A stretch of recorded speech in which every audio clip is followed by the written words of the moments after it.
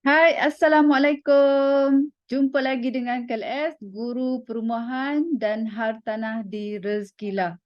Jom kita sambung semula untuk topik penuhkan bilik. Kan? Kita nak penuhkan bilik kita dengan perabot. So, macam mana pemilihan perabot yang sesuai untuk keperluan sublet? Alright, jom part 2. Okay, so hari itu kita dah habis sampai ke katil dulu kan, sampai ke katil divan. So sama ada queen, super single ataupun single kan. So make sure that kita minimizekan accessories, okay, dan kita maksimumkan quality. Alright, okay. So this is the recommended macam KLS cakap sebelum ni. Alright, so untuk almari, okay, almari jika premium, definitely you kena gunakan almari yang nampak premium. Okay, kenapa kita cakap sliding? Sebab sliding ni selalunya memberi gambaran yang almari ni almari premium. Tapi jangan sekali-kali pilih almari yang ada cermin. Okay, just plain sahaja. The best color dia color yang gelap atau color yang macam kayu macam tu. Alright. Putih boleh juga tapi takut nanti mudah nampak kotor lah. Alright. So ini adalah contoh dimension yang kita boleh gunalah, yang kita boleh pilih. Okay, kalau nak yang dua pintu sliding door, so ini dia punya dimension dia, so ini yang 3 pintu punya. Alright, okay, so ini adalah almari yang sesuai untuk premium, kalau you target untuk premium. Dan ini adalah almari pintu yang minimum, minimize kan, 3 pintu yang simple, okay, untuk unit yang biasalah. Kalau unit premium jangan guna almari ni pula. Walaupun almari ni dia macam lagi bagus sebenarnya, dia banyak kompartmen apa semua, tetapi dari segi look tu dia tak nampak premium lah. Okay, so kalau boleh, this is paling, orang kata almari paling kecil lah. Jangan bagi yang 2 pintu pula, memang ada yang 2 pintu kan. So kalau untuk almari baju, this is yang paling kecil lah orang kata kan, 3 pintu. Alright. Then jangan sekali-kali ada cermin. Kenapa? Sebab kita tak nak nanti tiba-tiba cermin tu jatuh dan kena tenant cedera. Ataupun almari yang ada drawer. Kan? Ada drawer. Ni ada drawer ni. Tak nampak ada drawer. Kenapa? Sebab almari yang ada drawer ni kita turun naik tarik keluar ni, dia mudah rosak. Jadi kita almari okey lagi. Just dia punya tu je rosak. Sudah jadi komplain dah pula.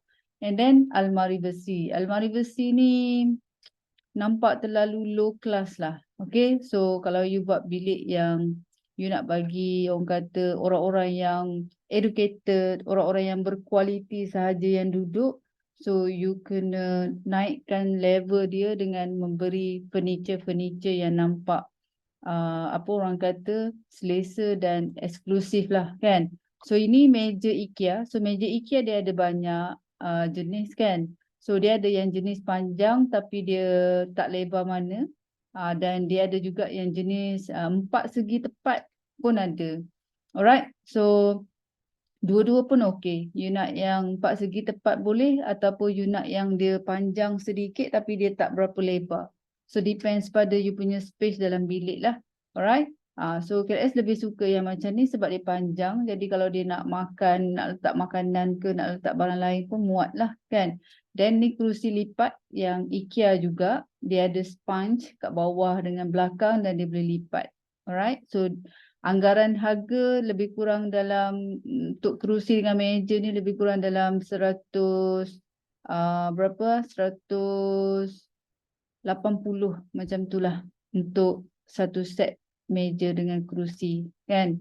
Alright, so ini Ini rak buku ni kenapa penting you bagi tenant, dia nak letak tepi katil. Instead of you bagi, apa orang kata, instead of you bagi side table yang kecil yang mungkin dia tak maximize kan. So better you bagi rak lah. So untuk master bedroom you bagi yang lebih besar, letak tepi cermin. So tepi dia cermin kan. Then bilik medium mungkin you boleh bagi 4 layer so that you nampaklah perubahan, perbezaan kenapa master bedroom mahal kan. And then untuk bilik biasa, so 3 layer macam ni lah, tak ada tutup pun tak apa. Okay, alright. So ini tower rack. Okay, so ada banyak jenis. So untuk master bedroom you boleh bagi sama ada jenis yang macam ni ataupun yang apa yang jenis yang untuk gantung baju tu. So that dia boleh buat sidai baju jugalah kan. So kalau bilik-bilik lain just tower biasalah, tower rack biasa. Okay. So kipas sebenarnya kalau katakanlah kita kena invest kipas lah. So KLS prefer beli kipas yang simple sahaja macam KDK ni. Dia lebih tahan dan angin dia lebih kuat. Alright. And then aircon pun kita setkan remote siap-siap dan make sure that kita educate tenant kita untuk jangan menggunakan suhu yang terlampau rendah. Sebab lagi rendah suhu, kalau waktu panas, kat luar panas, jadi compressor akan tetap berjalan. Jadi cost kat situ akan lebih tinggi kan. So dekat Malaysia ni 20, 21, 22 tu okey dah. Alright. Kalau bawah daripada tu takut compressor kita tu dia sentiasa berjalan lah sebab dia tak boleh nak turunkan ke suhu yang lebih rendah lagi dah. Sebab environment kat luar tu panas sangat kan. Alright. Okay, so ini adalah barang-barang yang nampak simple tetapi sangat diperlukan. Okay, so macam contoh ni kan.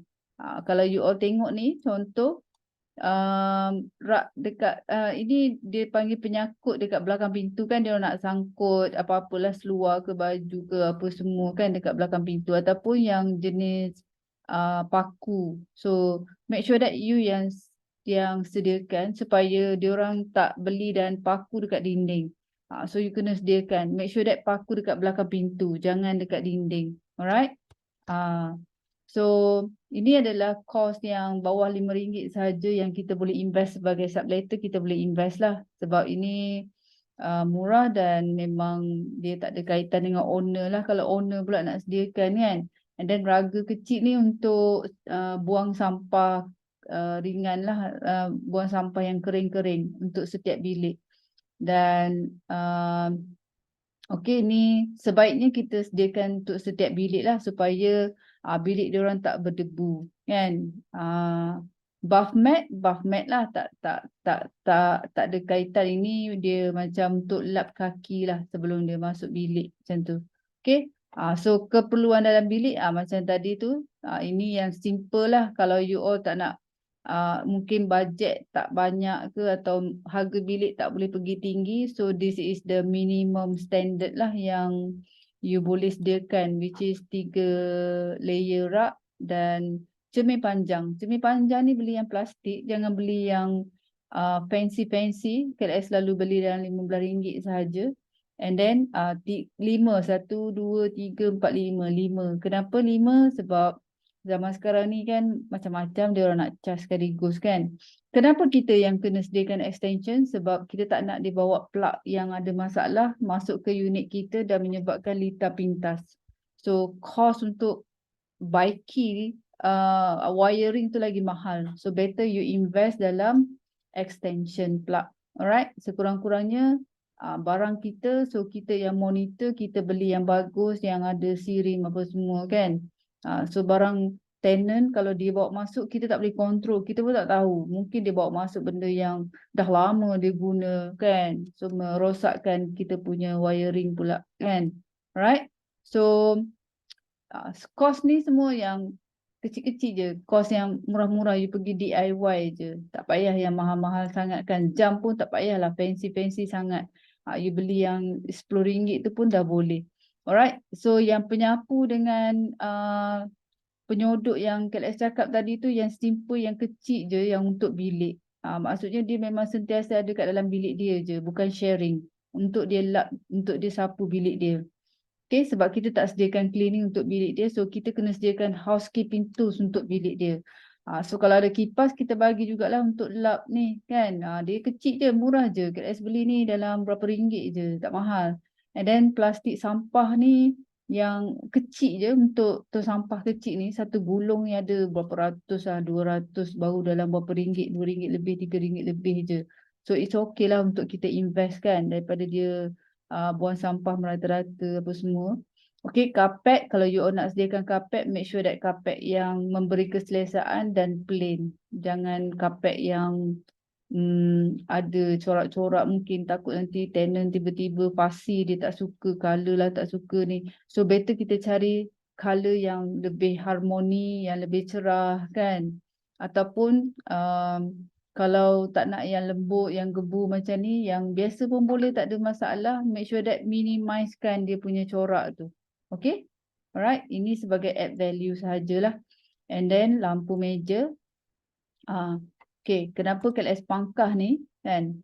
Kenapa KLS pangkah ni? Sebab ni ada aksesoris kan? Ada apa orang kata benda dekat atas kepala tu kan? So pergi buat benda ni tiba-tiba jatuh kena kat muka kan, kita pula dipersalahkan. So jangan. Alright?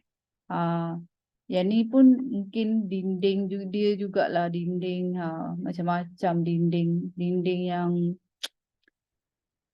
sangat serabut kepala kan. Kita nak maintain dinding macam ni pun susah. You just guna plain saja, tak payah orang kata nak pakai apa, nak pakai wallpaper ke, nak design macam-macam ke. No, just cat putih plain sahaja, senang untuk kita maintenance. Alright, so kalau let's say lah dapur tak ada kitchen cabinet, dia just buat tabletop macam ni, so ada tempat letak dapur gas apa semua. So you boleh minta owner buat kitchen cabinet kalau dia ada bajet. Okay, kalau tak ada bajet, so boleh beli kabinet yang macam ni untuk dia orang letak barang, supaya kita boleh bagi ikut bilik. So tak adalah dia orang kena share kan, nanti share tiba-tiba orang ni curi barang ni, orang ni makan barang ni, orang ni terambil orang ni punya. So kita namekan by room. So contohnya layer ni room 1, layer ni room 2, room 3, room 4. Nampak tak? So lebih harmoni lah. And then meja makan yang simple, yang kecil sahaja untuk 4 orang. Walaupun kita ada tenant 5, tapi meja you sediakan yang untuk 4 orang, dan you sediakan extra kerusi je satu lagi. Alright, so ini adalah barang-barang keperluan yang bagi KLS sangat berguna lah. You beli untuk keperluan diorang dekat dapur. So kita tak perlu nak sediakan pinggan mangkuk apa semua, kita sediakan tempat pinggan mangkuk je. Alright, so ini pun sama juga, tempat memasak kita hanya sediakan tempat je, bukan barang-barang. Alright, dan ini untuk diorang letak periuk, kuali ke apa semua, benda-benda yang perlulah, yang di dapur ataupun di tempat laundry apa semua tu lah, untuk letak sabun-sabun. Okay, untuk barang elektrik, washing machine, peti sejuk. Washing machine pilih yang fully auto, dan paling besar pun dalam 6 kilo, 7 kilo saja, jangan lebih daripada tu. Jangan beli yang besar. Tapi washing machine, fridge kita nak yang besar. Kenapa? Sebab kalau tenant kita 5 orang, so kita nak dia orang boleh simpan barang yang cukup lah kan. So better yang 240 liter ke atas lah. Okay, alright. Dan tempat jemur, kalau ada ruang you boleh beli yang macam ni. Kalau tak ada, you boleh beli yang simple, yang macam ni saja. Okay, so kita kena sediakan lah. Okay, so paling penting dan kurang penting apa dia? Kalau katakan rumah tu ada masalah dari segi plug, so kita labelkan.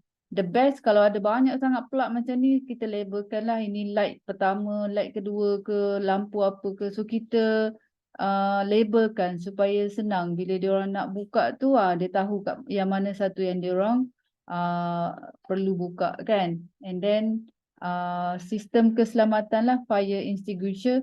Kalau kondo yang latest yang baru ni setiap floor dah ada kan.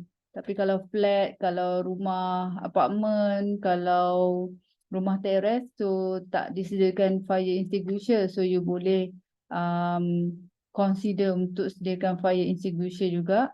And then pest control. Okay, so kita bagi barang-barang yang untuk diorang sembuh lah kalau ada lipas, ada semut ke kan, ada nyamuk ke, so kita sediakan. Alright, so kita sediakan shield top ke, Rexac ke, Baygon ke, terpulang lah kan. And then first aid kit, alright. Untuk the first aid kit ni, yes ada semualah barang-barang ni, tapi kita kena sentiasa tengok the best yang kita sentiasa kena review adalah ubat luka lah. Yang lain-lain tu tak penting sangat, ubat luka. Alright. So signage.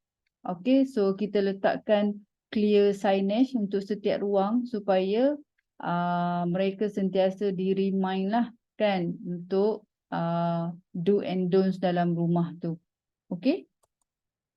Then untuk keperluan kita, make sure that setiap kalau kita sewa satu kondo tu, maksudnya semua unit-unit kita dalam satu blok tu senang lah. So kita ada satu yang kita spare dekat mana-mana unit untuk kegunaan maintenance. Nak tukar lampu ke, nak repair apa-apa ke, so kita kena beli tangga. Sebab tu penting bila kita buat sublet ni, kita buat satu tempat. Jadi resource kita semua senang kan. And then sediakan juga housekeeping tools yang lengkap untuk cleaner. Sebab kita ada kupah cleaner untuk datang cuci di common area. So cleaner ni selalunya dia tak bawa barang-barang dia, dia datang lengang-lenggok je. So kita yang kena sediakan. So penyapu, penyodok, vacuum, baldi, mop kan, sabun, semua tu kita, berus, semua kita yang kena sediakan. Alright, so ini untuk common area lah. And then make sure that semua unit ada information board sebab kita nak letak house rules, kita nak letak list nombor telefon emergency apa semua. So semualah information yang perlu kita nak letak kat situ. Okay, rak kasut tolong sediakan rak kasut yang bertutup untuk kita elakkan daripada masalah-masalah yang bau-bau yang tak best. Dan kalau unit you 5 orang, you kena sediakan rak kasut yang cukup lah. Sebab selalunya kita akan kira seorang ni bawa 3 kasut. So ada berapa pasang? Kalau 5 orang dah 15 pasang kan. So the best you sediakan rak kasut yang tinggi lah kan. So boleh muat. Okay. Alright. So itu dekat ni. Ni dekat toilet. You kena invest untuk alas kaki yang dekat toilet sebab kita tak nak berlaku kemalangan nanti licin lah apa semua.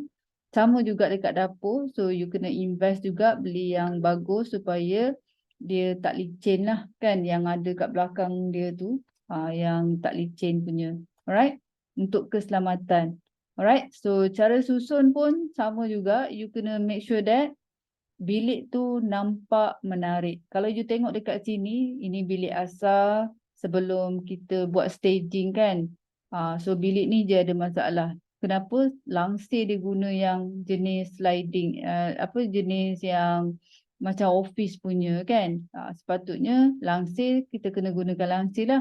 Lepas tu lampu dia letak dekat dinding. So dekat atas ni dia jadi gelap lah. Walaupun dia pasang tapi gelap bilik tu kan. So macam tak sesuai lah kan. Kalau nak tidur mungkin okey lah. Tapi kalau dia nak buat kerja dah gelap sangat kan. So itu staging. Maksudnya kita nak tengok dari segi keseluruhan penggunaan bilik tu. Adakah okey, adakah sesuai, adakah nampak menarik, adakah apa orang kata selesa lah untuk tenant. Okay, so berbanding dengan bilik ni kan, bilik kita staging cantik-cantik, lansir cantik kan. So nampak berbeza. Nampak tak? So itu panggil staging lah.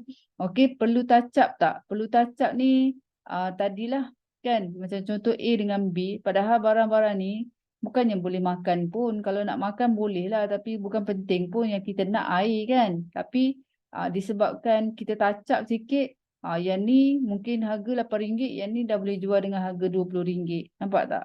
So untuk kita upkan lagi level untuk rate sewa tu kan. So bila datang viewing, make sure that you prepare. Jangan biarkan katil you kosong. So bagi bantal, cadar, comforter. So kalau cost ni you tak boleh incur, so you just offer kepada tenant untuk dia bayar lah, untuk dia beli. Kalau dia tak nak beli, dia ada dia punya cadar dia sendiri dan you boleh ambil semula lah. Alright. So ini untuk staging ni untuk room viewing lah selalunya. So kalau untuk kegunaan bilik tu tak perlu sangatlah aksesori bagai ni. Alright. Okay. Dan tak perlu nak hias dinding dengan macam-macam macam-macam gambar lah, apa semua lah, cat macam-macam, tak apa-apa, semua tak perlu, plain sahaja. Okay, perlu sistem teknologi.